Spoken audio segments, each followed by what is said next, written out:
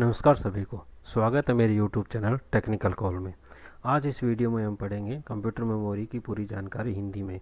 इससे पहले मैंने एक वीडियो बनाया था जिसमें सेम यही टॉपिक था, पर उसमें भी कंप्यूटर की मेमोरी कितने टाइप की होती है, जैसे cache memory, secondary memory, primary memory. इस वीडियो में हम प्राइमरी मेमोरी और सेकेंडरी मेमोरी को थोड़ा डीपली में पढ़ेंगे। तो चलिए स्टार्ट करते हैं। रैंडम एक्सेस मेमोरी, इसे हम रैम भी कहते हैं। रैंडम एक्सेस मेमोरी, रैम, यह सीपीयू की इंटरनल मेमोरी होती है जो डेटा, प्रोग्राम और प्रोग्राम रिजल्ट को स्टोर करती है। यह रीड एंड राइट मेमोरी है जो एक कंप्यूटर जब तक ऑन रहता है तब तक वर्क करती है। अगर कंप्यूटर को या अपने लैपटॉप को अगर शट डाउन करते हैं तो इसके अंदर जो भी हमारी वर्किंग है या जो भी हमारा डाटा है वो डिलीट हो जाता है।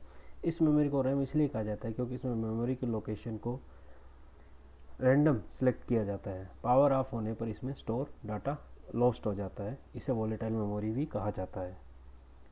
रैम दो टाइप की होती है, स्टैटिक रैम और dynamic RAM. Static RAM S RAM और डायनेमिक डी रैम।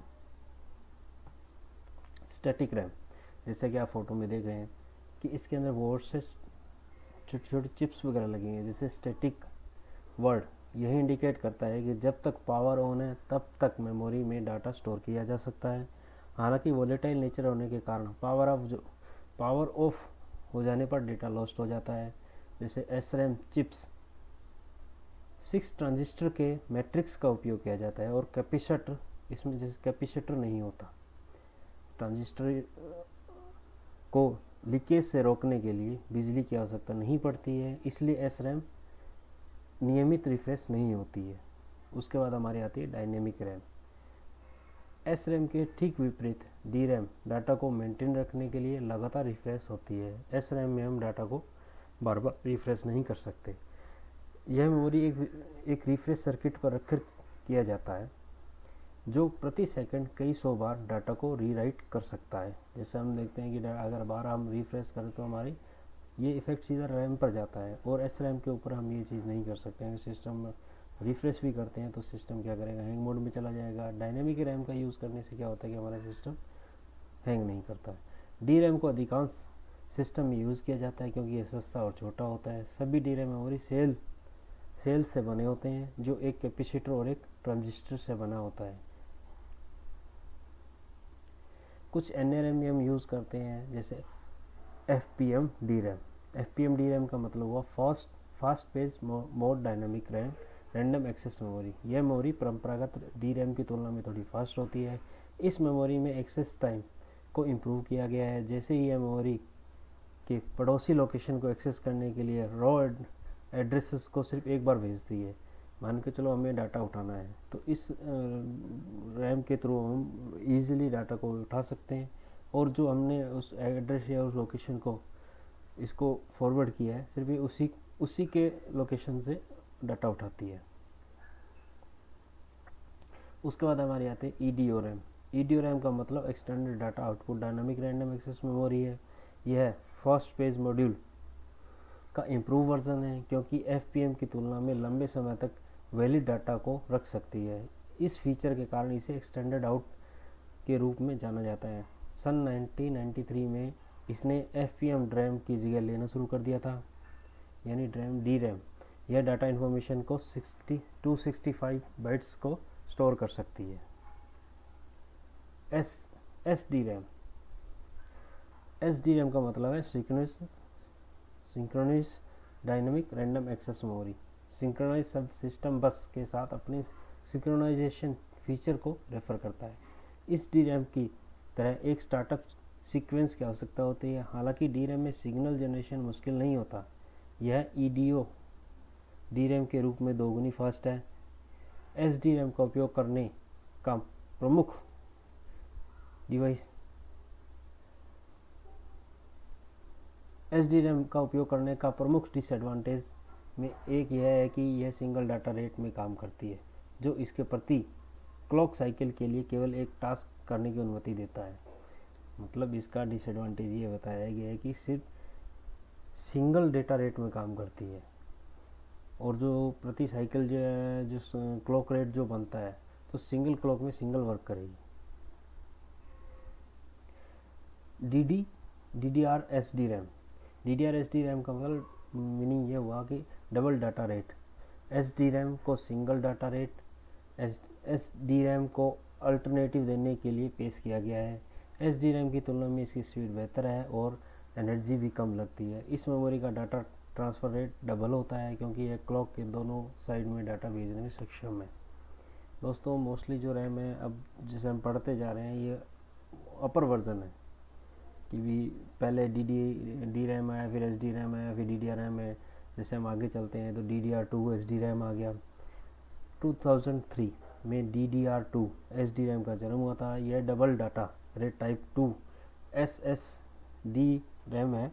यह पहली पीढ़ी से संबंधित DDR SDR रैम मेमोरी की डबल स्पीड की है।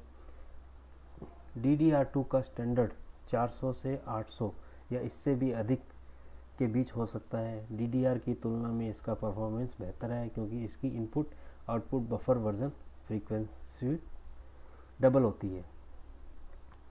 इसके बाद हमारी आती है DDR3 SD RAM. DDR3 SD RAM memory का मतलब double data rate type 3 synchronized dynamic random access memory है।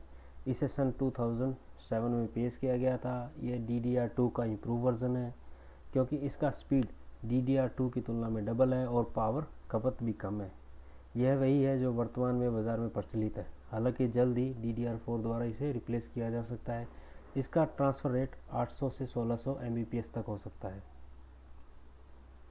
देखिए DDR4 SD RAM. DDR4 SD RAM का मतलब double data rate type 4 synchronized dynamic random access memory है। इसकी speed DDR3 की तुलना में हाई है। इस फील्ड में यह नया वर्जन है। यह बेहतर system level reliability, capacity, performance, scalability, power efficiency DDR3 की तुलना में बेहतर है। दोस्तों अब तक हमने रैम के बारे में पढ़ा था। मैं थोड़ा बैक चला जाता हूँ। जैसे आपने देख रहे होंगे कि मोस्टली रैम DDR जैसे डायनेमिक डी रैम हो गया, SD रैम हो गया, FDM हो गया, इनका मोस्टली अगर हम देखते हैं तो सभी एक जैसी है। इनको पहचानने के लिए हमें क्या करना है कि आप रैम को ध्यान से देखिए, बीच में एक नोड दिया हुआ है यानी कट पॉइंट दिया हुआ है। ये डी रैम के अंदर देखिए ये बीच में कट पॉइंट है। हम आगे चलते हैं SD रैम के अंदर देखिए 2 कट पॉइंट है। मोस्टली रैम को हम इसी तरीके से पहचान सकते हैं कि ये SD रैम है या डी रैम है, या DDR रैम सेम वही है, SD रैम है, इसका ही सेम ऐसा ही मिलेगा। ये भी चेंज सिर्फ अपने डायनेमिक रैम में होगा। भी डायनेमिक रैम के अंदर बीच में सिंगल कट है और SD रैम के अंदर डबल आएगा।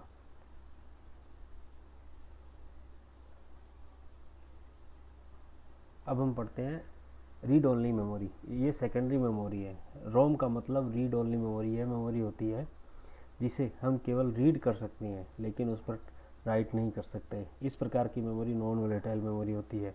इन मेमोरीज में इंफॉर्मेशन को मैन्युफैक्चरिंग के दौरान ही स्टोर किया जाता है। इस मेमोरी में स्टोर इंस्ट्रक्शन कंप्यूटर स्टार्ट करने के लिए आवश्यक होते हैं। इस ऑपरेशन को बूटस्ट्रैप के रूप में जाना जाता है। जैसे कि आजकल वॉशिंग मशीन है या कोई भी इलेक्ट्रॉनिक डिवाइस होते हैं जिसके अंदर ये रोम लगा होता है, उसके अंदर ऑलरेडी पहले से ही फीचर डाला जाता है इस चीज़ का कि भी मैन्युफैक्चरिंग करते समय ही उसके अंदर प्रोग्रामिंग सेट की जाती है। एमरोम मास्क्ड रोम। पहले रोम हार्डवायर्ड डिवाइस होते थे जिसमें डाटा इंस्ट्रक्शन का एक पूर्व प्रोग्राम वाला संच होता था। इन प्रकार के रोम को मास्क्ड रोम के रूप में जाना जाता है जो सस्ते होते हैं।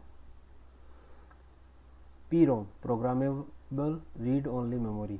PROM केवल रीड ओनली मेमोरी है जिसे यूज़र द्वारा केवल एक बार मॉडिफाई किया जा सकता है। यूज़र ब्लैक PROM खरीदता है, फिर उसमें अपने कंटेंट को प्रोग्राम यानी PROM प्रोग्राम की मदद से भरता है। PROM चिप के अंदर छोटे छोटे फ्यूज़ होते हैं जो प्रोग्रामिंग के दौरान प्रज्वलित होते हैं। इसे केवल एक बार प्रोग्राम किया जा सकता है और यह मिटता नहीं है।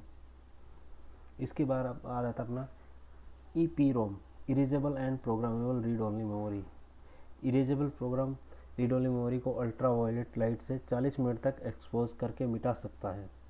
आमतौर पर यह है एक EPROM इरेजर से यह फंक्शन प्राप्त किया जाता है।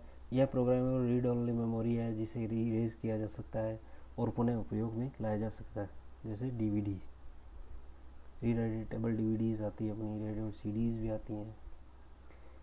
EEPROM, electrically erasable and programmable read only memory, यह इसका अपर वर्जन है। EEPROM को प्रोग्राम और इरेज किया जा सकता है, इसे 10,000 बार मिटाया जा सकता है, रीप्रोग्राम किया जा सकता है। दोनों इरेजिंग और प्रोग्रामिंग को लगभग 4 से 10 मिनट 10 ms यानी मिलियन सेकंड लगते हैं। EEPROM में किसी भी लोकेशन को सिलेक्ट कर इरेज और प्रोग्राम किया जा सकता है। थैंक यू दोस्तों लास्ट तक वीडियो देखने के लिए। अगला जो नेक्स्ट वीडियो बनेगा वो अपना वीडियो बनेगा हमने अब तक जो पढ़ा है उससे रिलेटेड क्वेश्चंस का, जिसमें आपको आंसर दिया हुआ होगा और आप अपने अकॉर्डिंग पेपर पढ़ सकते हैं और अपने आंसर उसमें सेलेक्ट कर सकते हैं। थैंक यू दोस्तों।